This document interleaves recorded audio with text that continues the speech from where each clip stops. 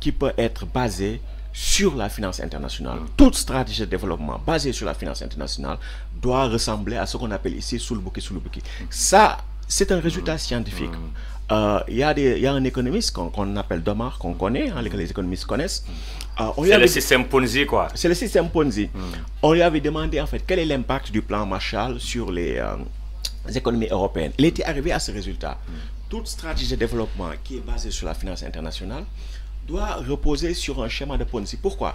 Parce que vous endettez en monnaie étrangère, vous attirez des investissements directs étrangers.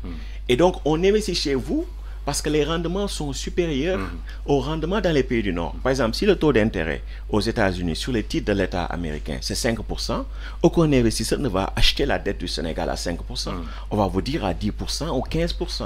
Vous voyez, donc si on accepte de venir chez vous, il faut ces rendements-là. Mais ces rendements-là, vous ne pouvez pas les avoir sur la durée. Donc, tôt ou tard, vous allez être confronté à une crise de la dette. Maintenant à vous entendre parler, en fait, vous êtes sans appel sur cette question. Ça veut dire que la question monétaire est consubstantielle à notre développement. Mais la question que j'aimerais vous poser, Dr Nango Samba Sylla, c'est les nouveaux tenants du pouvoir, étant dans l'opposition, étaient sans embâche sur la question monétaire. Ils ont montré une volonté de sortir du franc CFA. Mais à l'épreuve du pouvoir, on voit que c'est, en fait, ils y vont avec parcimonie. Vous avez écrit ce livre-là, L'arme invisible de la France-Afrique, une histoire du franc CFA.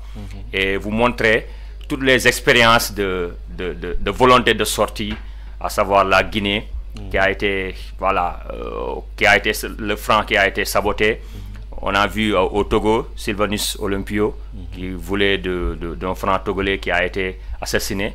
Mais on a l'impression que ça continue, mais peut-être sous d'autres formes, beaucoup plus diplomatiques, mais cette pression continue. Oui, bon, la France n'a plus ce pouvoir. Donc maintenant, vraiment, la question du CFA, c'est une question qui relève presque exclusivement de la responsabilité des pays africains. Donc le moment est propice. Oui, parce que, tout pays peut sortir du CFA. Parce qu'il y a des traités d'union monétaire, il y a des articles qui disent que, en tout cas dans le cas de l'UEMOA, tout pays qui veut sortir peut sortir. L'article 37. Oui, dans un délai de 6 mois. Et donc, ça, je veux dire, c'est une responsabilité personnelle. Maintenant, il y a des gens qui disent, oh, nous ne sommes pas panafricanistes, etc., on va maintenir l'UEMOA. Pour moi, l'UEMOA, c'est un cadre qui nous maintient dans la pauvreté. Parce que le cadre macroéconomique de l'UEMOA est un copier-coller du cadre macroéconomique de la zone euro. Ça, je l'ai décrit dans le livre. Absolument. Et donc, tant que vous avez ce cadre, mais vous ne pouvez rien faire. C'est pas qu'on soit contre l'intégration régionale, etc., mais c'est que l'intégration monétaire doit être pensée autrement. Vous voyez par exemple les BRICS. Les gens parlent de monnaie des BRICS, mais il n'y a pas une monnaie commune aux BRICS. C'est-à-dire une monnaie unique que partagerait les BRICS. Aucun État ne fait ça.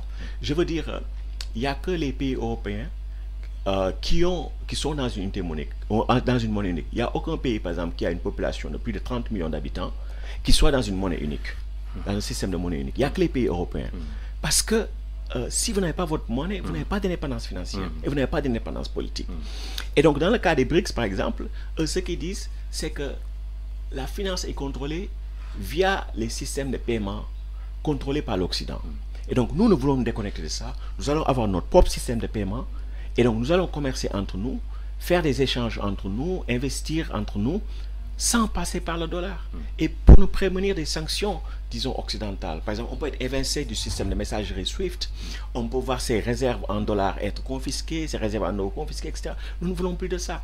Mais aucun d'entre eux ne parle de ça. Nous, Africains, c'est ce que nous devions faire. Nous devions avoir un système de paiement continental où, par exemple, quand quelqu'un est au Kenya, il peut faire un virement au Ghana ou au Sénégal, c'est instantané et il y a très peu de coûts de transaction. Là, qu'est-ce qui se passe? Quand on fait des transactions, par exemple, du Ghana au Sénégal, mais ça passe par Londres ou ça passe par les États-Unis. C'est ça qui est absurde. Ouais, c'est absurde. Et donc, on devrait travailler un système de paiement où on peut commercer dans nos propres monnaies. Et donc, dans ce cas, il n'y a plus trop de contraintes extérieures. Et les monnaies seront beaucoup plus viables, les monnaies nationales, parce que là, ce qui rend peu viable certaines monnaies nationales, mais c'est à raison de la contrainte extérieure. Et nous, dans le cas de la système CFA, bon, on a une monnaie pour servir le dispositif néocolonial et les élites, quoi, mais pas le développement. Donc, il ne faut pas se tromper de combat, parce que tout c'est... Donc, c'est bien d'évoquer cette question, parce que la question n'est pas encore tranché au niveau de la sous-région. Les gens parlent de l'éco. Vous pensez que c'est voué à l'échec? C'est une chimère, l'éco.